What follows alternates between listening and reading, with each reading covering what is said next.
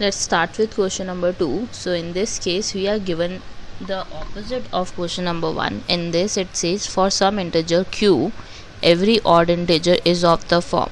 So now we need odd integer formation. So in the first one, again this can't be verified because in q, if you take number like 1, it will be odd. If you take 2, it will be even. If you take 3, you will get 3 again. Putting the value of q equals 3, it will give you 3, it is odd. But in some of the cases it will be even, in some of the cases it would be odd. So this ruled out the second one, q plus 1. So if I take q equals 0, so 0 plus 1 is 1, that is odd. If I take q as 1, 1 plus 2 even. So therefore again it is been ruled out, b part is ruled out.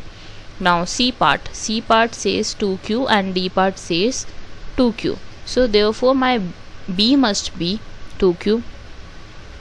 My B must be 2 in this case. So by Euclid division we have A equals BQ plus R.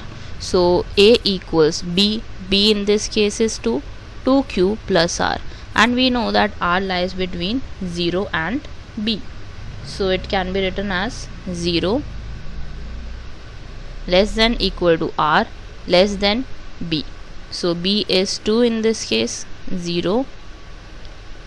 This means that my R lies between 0 and 2. That is, R could be 0 or it could be 1. So if my R equals 0, then A would be 2q.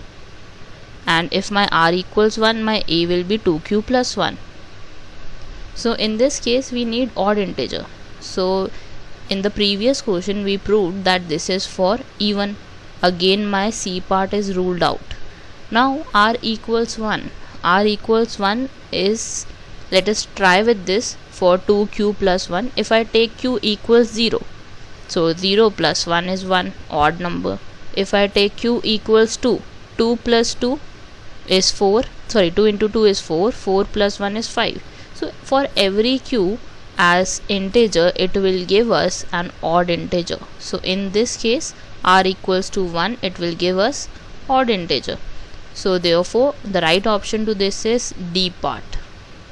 So thank you for watching this video. Please like, share and subscribe my channel. Thank you.